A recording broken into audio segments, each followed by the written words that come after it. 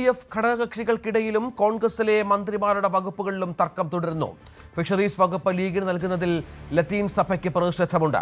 അങ്ങനെയെങ്കിൽ ഫിഷറീസ് എടുത്തിട്ട് ഉന്നത വിദ്യാഭ്യാസം മടക്കി നൽകണമെന്നാണ് ലീഗിന്റെ ആവശ്യം. വനം മാറ്റി ഫിഷറീസ് എടുക്കുന്നതിനോട് RSPയിൽ നിന്നും ഷിബു ബേബി ജോണിന് താല്പര്യമില്ല. ജലവിഭവത്തിന് ഒപ്പം ഒരു വകുപ്പ് കൂടി വേണമെന്ന് ജോസഫ് വിഭാഗവും ആവശ്യപ്പെട്ടു. സമുദായ പരിഗണന വെച്ച് എക്സൈസ് വകുപ്പ് നൽകിയതിൽ M. ലിജു അതൃപ്തി അറിയിച്ചു.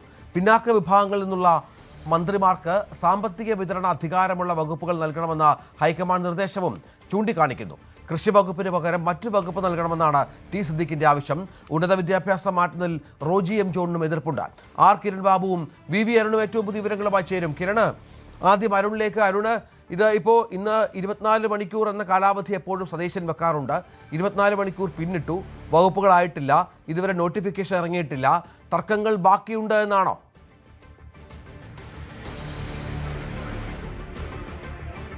തർക്കങ്ങളുണ്ട് എന്നുള്ളത് ഉറപ്പാണ്. എല്ലാം റെക്കോർഡ് വേഗത്തിൽ. ഇതാണ് VD സതീശൻ മുഖ്യമന്ത്രി പറയുന്നത്. പക്ഷേ ഈ മന്ത്രിസഭ പോർട്ട്ഫോളിയോ വിഭജനം അങ്ങനെ അത്ര എളുപ്പമല്ല.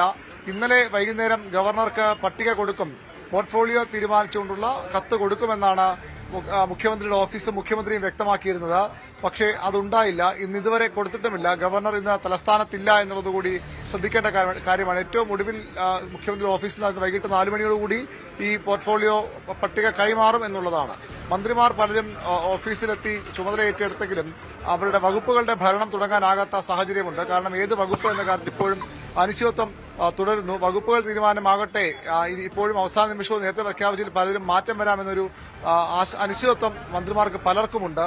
ഏതായാലും ഏറ്റവും പ്രധാനപ്പെട്ട ഒരു വകുപ്പിന്റെ കാര്യമുള്ളത് അത് ഫിഷറീസ് ആണ്. ഫിഷറീസ് സാധാരണഗതിയിൽ ലത്തീൻ സഭയുമായി ബന്ധപ്പെട്ട അല്ലെങ്കിൽ കൊല്ലത്തൊക്കെയുള്ള അങ്ങനെ തീരമണ്ഡലങ്ങളിൽ നിന്നുള്ള ആളുകൾ കൈകാര്യം ചെയ്യുന്ന ഒരു വകുപ്പാണ്. ഇത്തവണ അത് മുസ്ലിം ലീഗിനാണ് നൽകാൻ തീരുമാനിച്ചത്.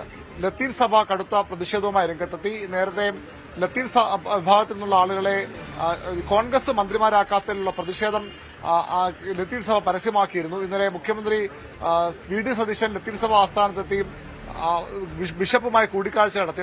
അവർ എല്ലാ തർക്കങ്ങളും പരിഹരിച്ചു എന്ന് വ്യക്തമാക്കി. മാത്രമല്ല അവരുടെ അതൃപ്തി നീങ്ങിയെന്നും പറഞ്ഞു. പക്ഷേ അതിന്റെ ഒരു കാര്യം കൂടി അവർ മുഖ്യമന്ത്രിയോട് പറഞ്ഞത്, ഫിഷറീസ് വകുപ്പ് കോൺഗ്രസ് ഏറ്റെടുക്കണം, ലത്തീൻ സമുദായ അംഗം അല്ലെങ്കിൽ കോൺഗ്രസിലെ ഏതെങ്കിലും പ്രധാനപ്പെട്ട മന്ത്രിമാർ ആ വകുപ്പ് ഭരിക്കണമെന്നൊരു നിർദ്ദേശം അവർ മുന്നോട്ട് വെച്ചു. അതോടുകൂടിയാണ് കാര്യങ്ങൾ വീണ്ടും തകിടം മറിഞ്ഞത്. കോൺഗ്രസിലെ ഒരു വിഭാഗവും ഒരു കാരണവശാലും ഈ ഫിഷറീസ് വകുപ്പ് വിട്ടു നൽകാൻ കഴിയില്ല നിലപാടെടുക്കുന്നു. അങ്ങനെ കോൺഗ്രസ് വിട്ടു നൽകിയാൽ അത് ലത്തീൻ സഭ മാത്രമല്ല ധീവരസഭാംഗങ്ങളും പാർട്ടിക്കെതിരാകുമെന്ന ആശങ്ക കോൺഗ്രസിലെ പ്രധാനപ്പെട്ട നേതാക്കൾ തന്നെ നേതൃത്വത്തെ അറിയിച്ചിട്ടുണ്ട്. അവിടെയാണ് ഏറ്റവും പ്രധാനപ്പെട്ട ഒരു പ്രതിസന്ധി, വലിയ വെല്ലുവിളി ഉള്ളത്. മറ്റൊന്ന് കൃഷി വകുപ്പാണ്. T. സിദ്ദിഖിന് കൃഷി വകുപ്പിൽ താല്പര്യമില്ല. മറ്റു പല മന്ത്രിമാർക്കും, ബാക്കി കിരൺ ബാബു അതുമായി ബന്ധപ്പെട്ട വിശദാംശങ്ങൾ വ്യക്തമാക്കുമെന്ന് കരുതാം. അതുകൊണ്ട് തന്നെ ഈ പല മന്ത്രിമാർക്കും ഇപ്പോൾ നൽകിയ വകുപ്പുകളോട് കാര്യമായ പ്രതിപത്തിയില്ല. അങ്ങനെ വന്നാൽ ഒരുപക്ഷെ നിലവിൽ തീരുമാനിച്ച നേരത്തെയൊക്കെ പുറത്തു വന്ന വിവരങ്ങൾക്കപ്പുറത്തേക്ക് ഒരുപക്ഷെ ഒരു സമ്പൂർണ്ണ മാറ്റം പല ഇടങ്ങളിലും ഉണ്ടാകാനുള്ള സാധ്യത തള്ളിക്കളയാനാകില്ല. ജോസഫിന് കേരള കോൺഗ്രസിന് ജലവിഭവ വകുപ്പിന് പുറമെ ഒരു വകുപ്പ് കൂടി വേണമെന്ന ആവശ്യം അവർ മുന്നോട്ട് വയ്ക്കുന്നു. അങ്ങനെ ഘടകകക്ഷികൾ മന്ത്രിമാർക്കും അതുപോലെ സഹകരണം തന്നെ വേണം.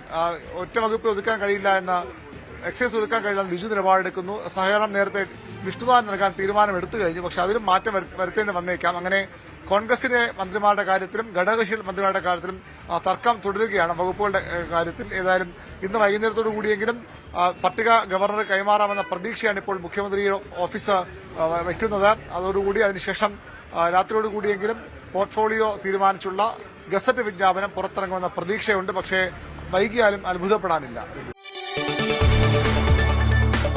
കൂടുതൽ വാർത്തകൾക്ക് News 18 Keralam YouTube channel subscribe ചെയ്യുക.